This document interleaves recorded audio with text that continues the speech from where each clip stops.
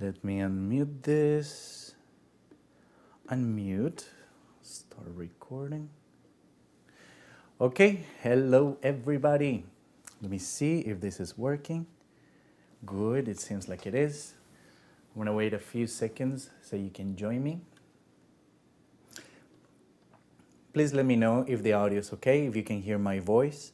I noticed on the first stream I missed the microphone a few times, so the voice was crazy low. But here I'm gonna be more careful, so hopefully it will be a lot better. I'm gonna wait a few seconds for people to join, but in the meantime, I'm just gonna play some stuff.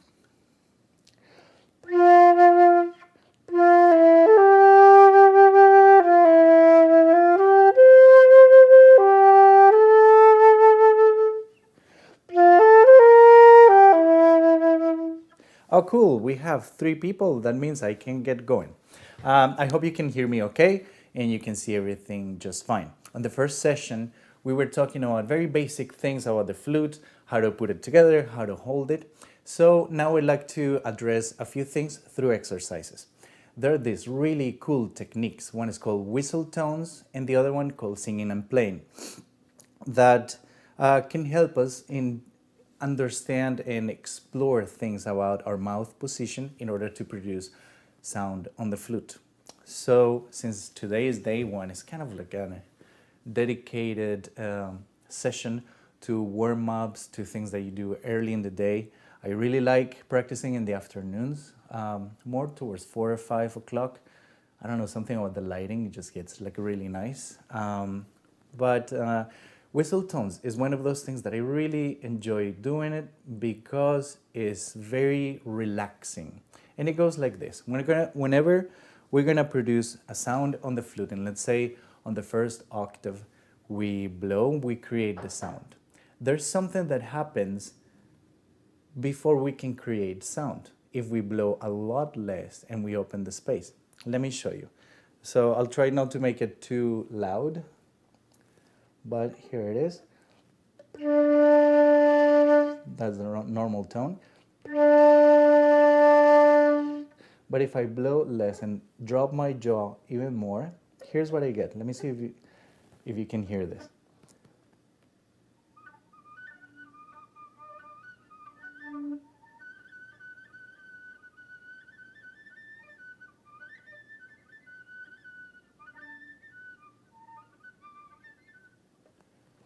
I want to talk again. You may want to raise the volume all the way up, and I'm trying to play them loud, so I'm kind of cracking them, but I need to blow such little amount of air, and I want you to try this. So before you can produce sound, just blow very, very little, and drop your jaw as much as you can so you can produce this. I'm going to go from sound to less air so you can hear, hopefully, these tones.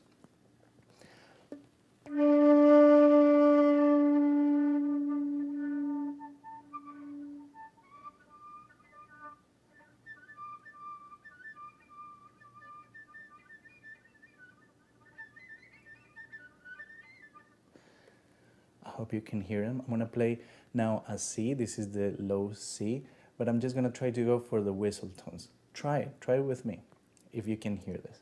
Sounds like a very little. If you hear that, that's what I'm trying to do.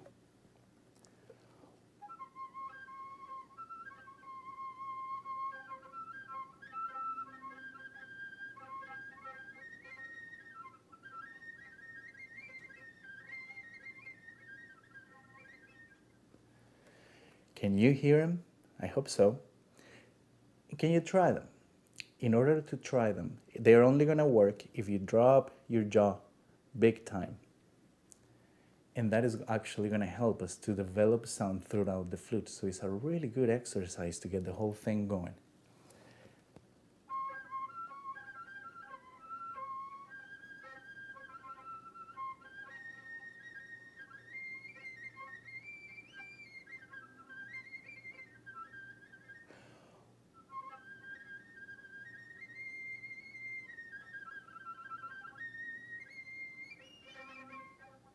I hope you can hear that.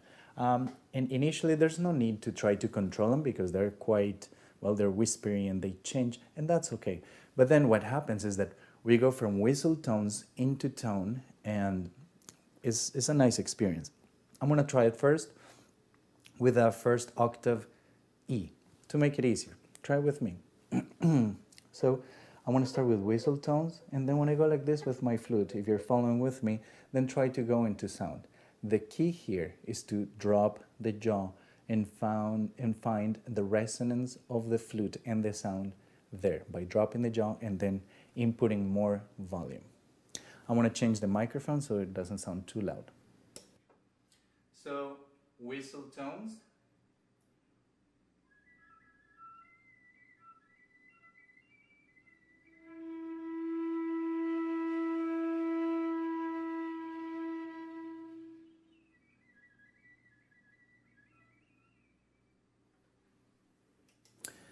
And after tone, I just went back to whistle tones. Let's try it again. And please experiment as I'm talking. Keep going as just I'm saying things. I'm going to keep trying this. This is an E on the first octave.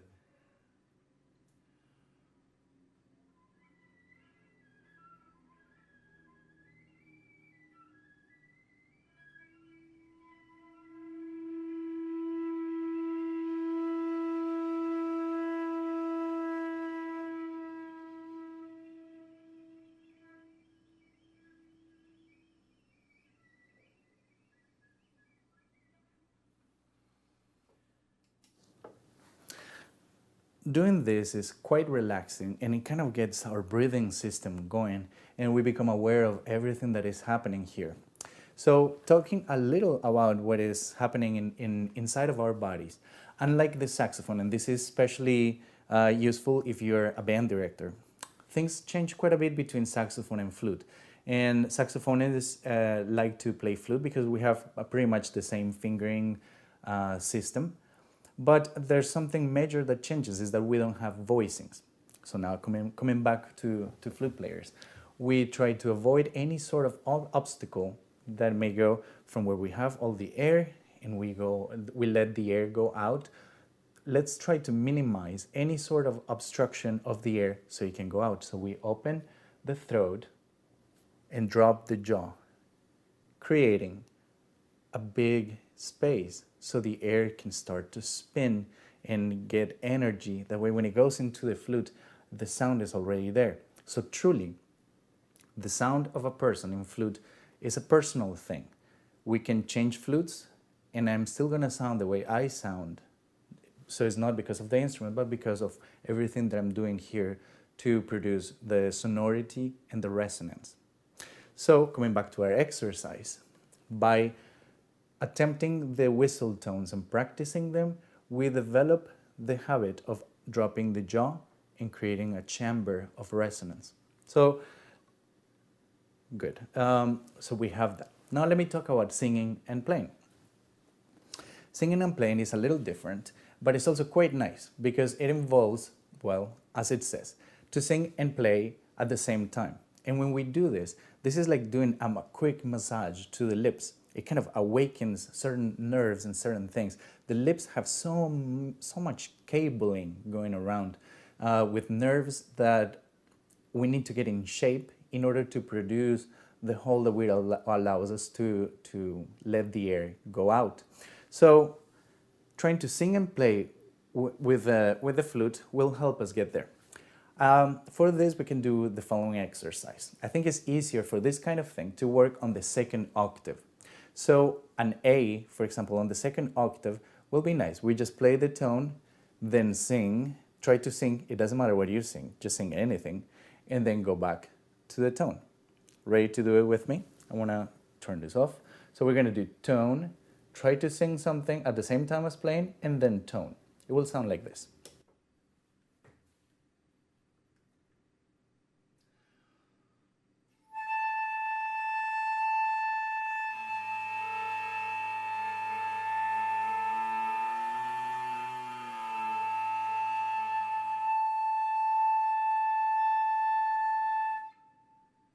Again.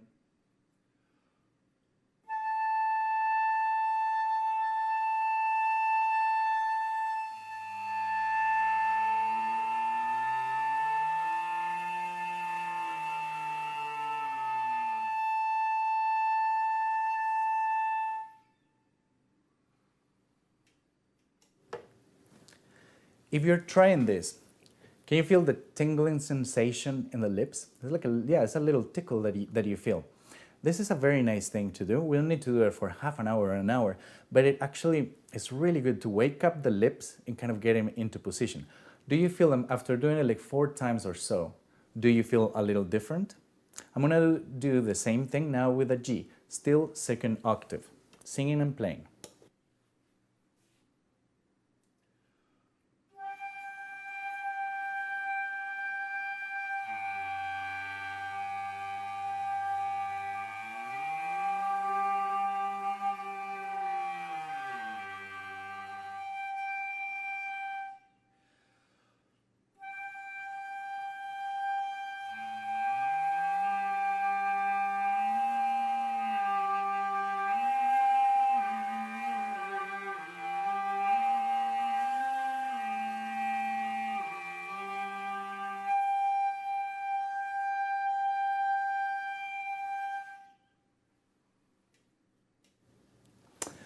By doing this, I feel like I'm getting warm up really nicely and speeds up the process. So now I feel like I play for like half an hour.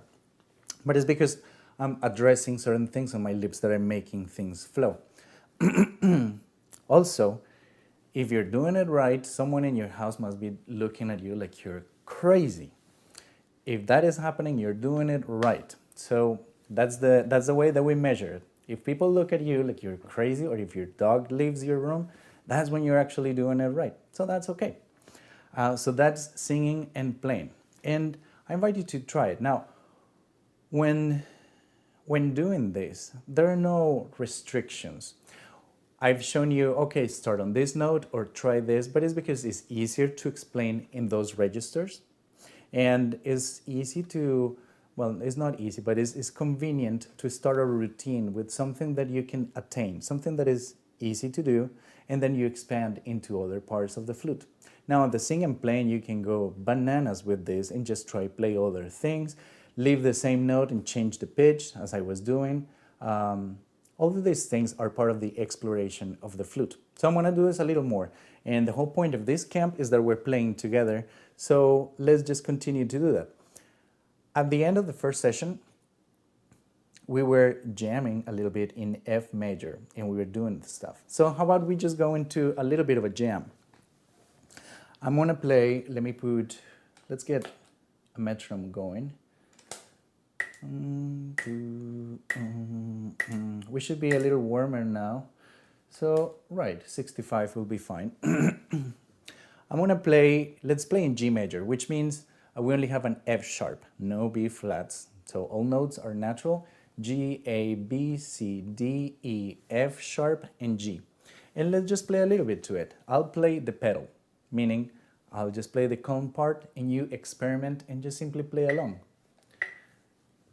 So if we think about it like 1, 2, 3, 4, go ahead and play any notes within the G major scale as I'm just play some rhythms here, okay?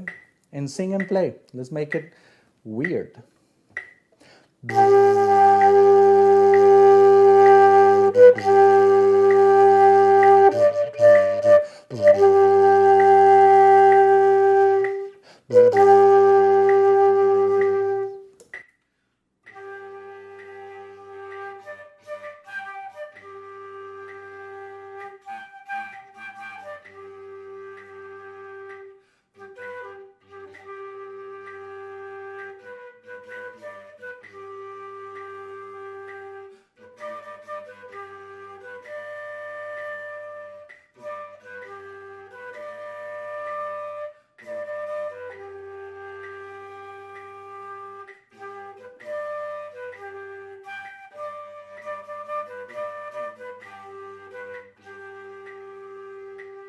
I'm going to change to regular sound.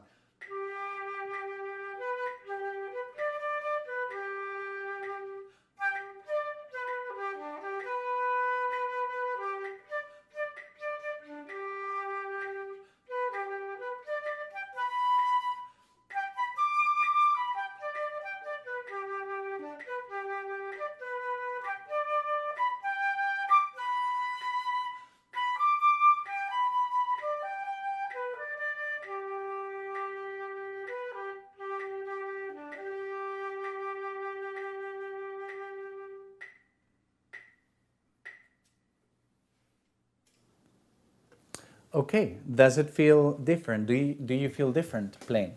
Try some tones now without singing. I forgot to tell you. Well, as you can tell, these videos are not scripted, so I'm just playing here with the camera and imagining that you're following along. And if you just join and you think we're absolutely crazy, yes, you are right. We're just trying to improvise some notes. And by the way, what I was doing is that I was playing only notes from the G major arpeggio. So we were improvising in G major, and I was only playing Gs, Bs, and Ds at random. And if you were playing along with me and with the metronome, hopefully we played something cool together. I hope so. So this is singing and playing, and also whistle tones.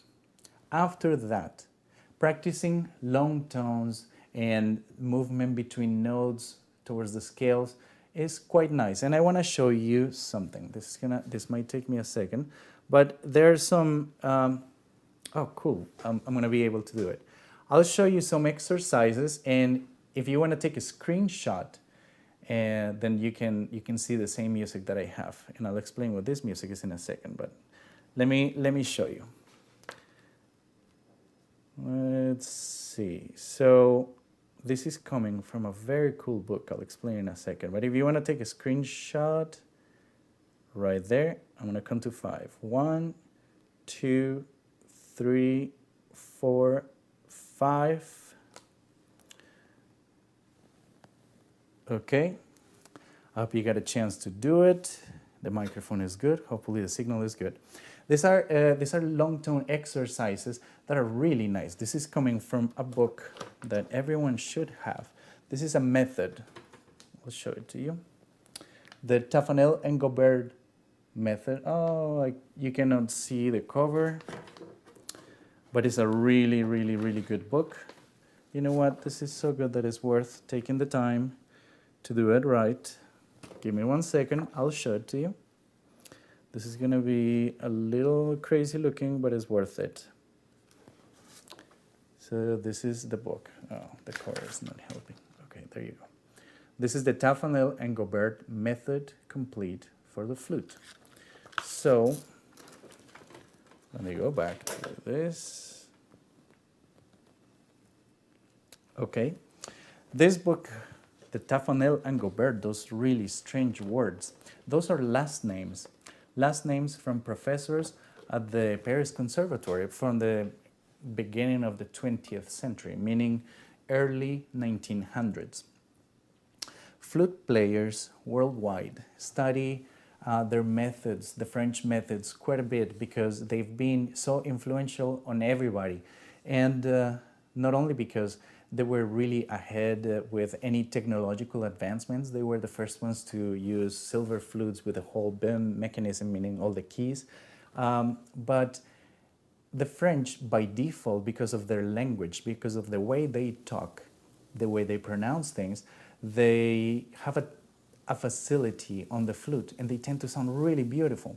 So mixing that with the intellectual approach that they took to be very methodical, they have produced the best flute players in the world, and so it's quite nice. I mean, there are different ways of playing, but for the most part, we can all agree that the way it sounds, the way the flute sounds whenever they do it is just beautiful.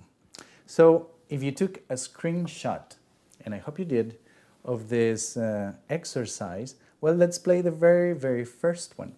So is the lento, and I'm going to put metronome, and 1, 2, yeah, I think for internet purposes this is going to be good. We're just going to play the very first line, okay? So it goes G for 4 beats, A for beats, B for beats, C, B, A, and G. Ready? So here we go. Breathe big, big time, and breathe whenever you need it. Breathe again whenever you need it. So here we go. 1, 2. Oh, I'm sorry to disturb you, but that's going to sound better like this. Okay, here we go. 1, 2.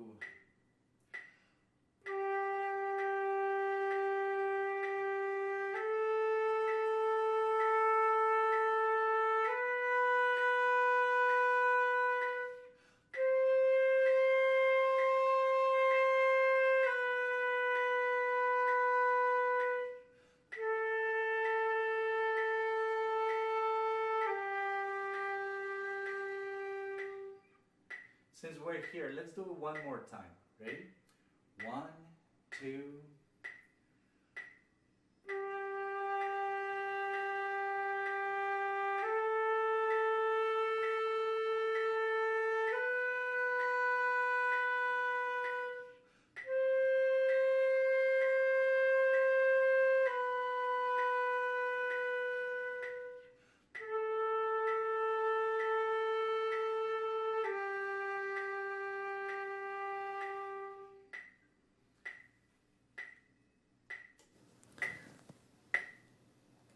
This exercise is deceivingly very difficult because putting the metronome and try to stay there the whole time is quite exhausting, but it's really nice. As we develop the sound and we work on these exercises, I was telling you in the first session, we're always experiment and trying to come up with better ways to produce sound. And when we're doing this, we need to feel this urge to focus the energy always more and more.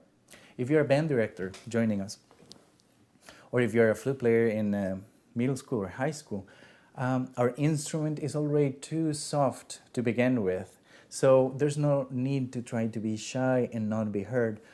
We need to produce sound. Whenever we produce it, the flute is going to react a lot better to it, and it will actually enhance the resonance, and everything is going to be beautiful. So we need to first develop big sound and lots of possibilities.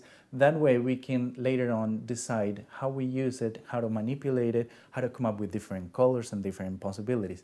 So whenever we're doing this kind of exercise, that is a long-term exercise, let's be looking for those ways. So for me to do it better, and since I mentioned the French school of playing, this involves something. Imagine when we're talking how if we're going to say something in French, let's say Je m'appelle Daniel or La voiture est rouge, whenever we're talking or trying to say something in French, our lips move forward and we go into like this. They take this shape, pretty much like if we're going to blow a kiss.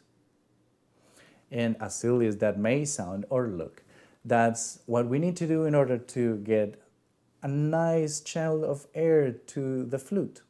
So let's try that. I'm going to do this exercise just one more time. Well, since you took the screenshot, let's do the very next one, right? And I think we can just simply do it. So let's play the one that says lento, and the line is number, well, it says 4, but it's really the second line here. So let's just play that line, okay? 2 beats per note, and we're going to go into this. So let me mute this microphone. And explore putting your lips like this, which means the corners of the lips trying to be together and forward. Corners of the lips. Let's try that. Together with dropping the jaw, opening the throat, and letting all the energy of the air out. So tons of energy. It's not pushing the air, but letting the energy out. So here we go. Ready? 1, 2.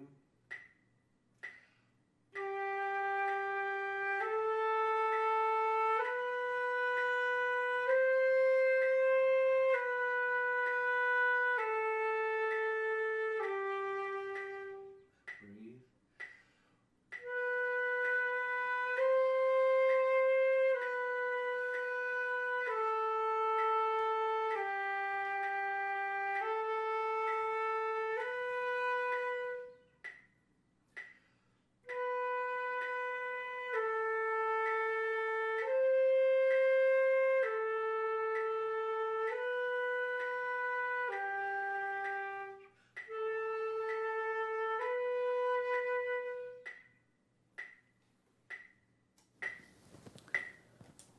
Good.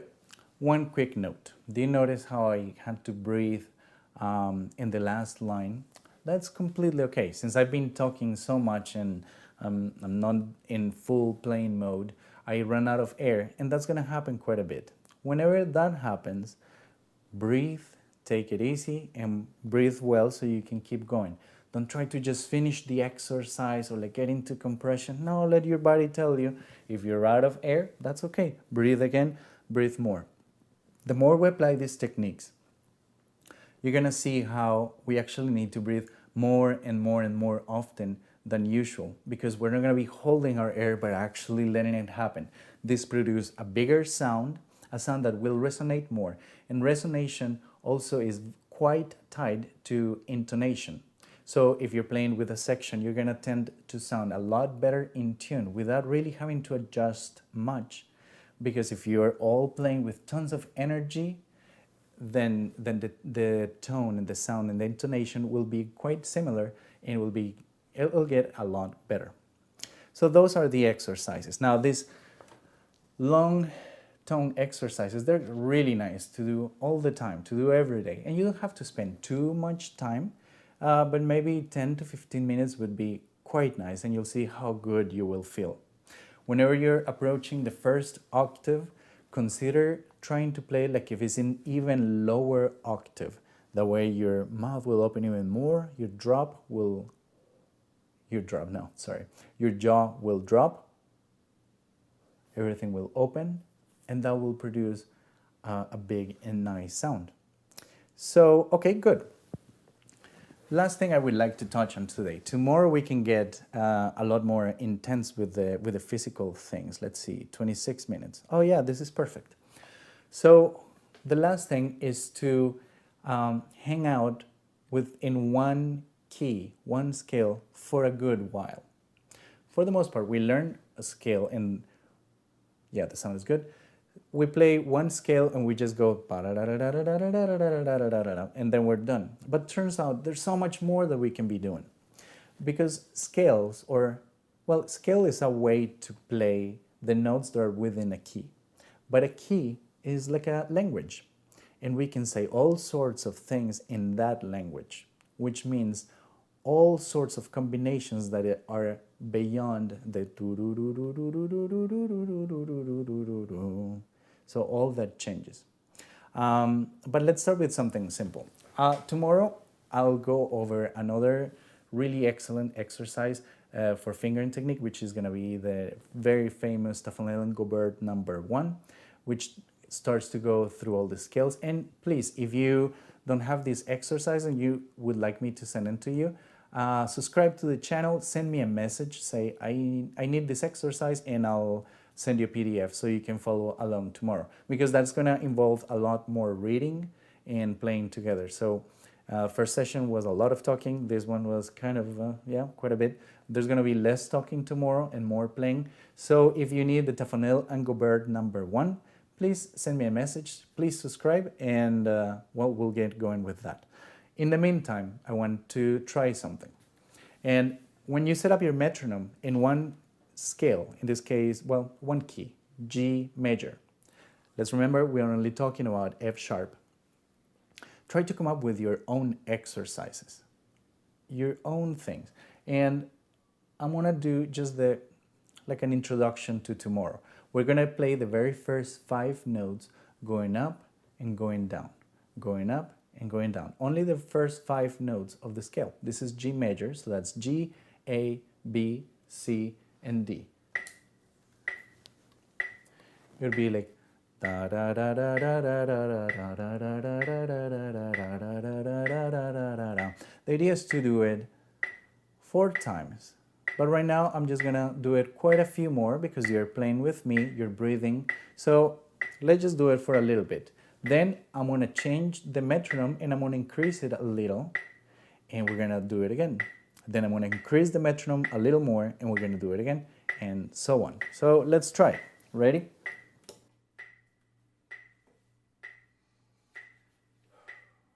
Go ahead and join me whenever.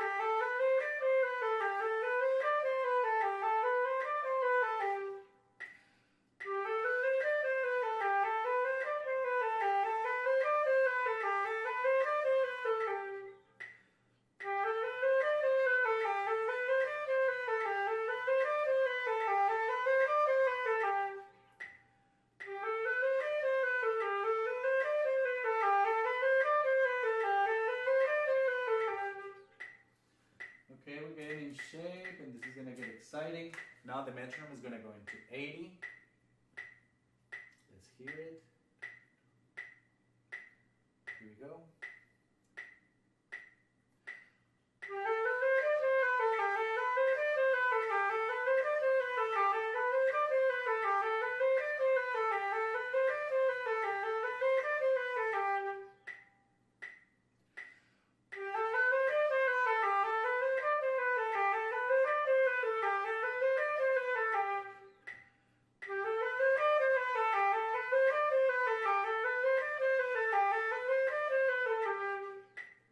Very nice. Let's keep going up.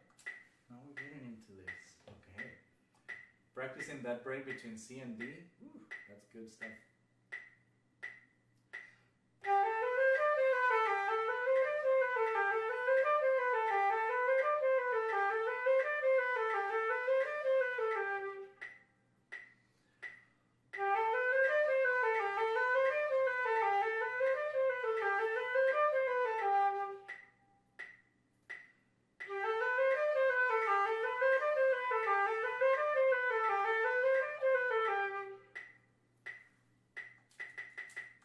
Now we're going to 90, okay?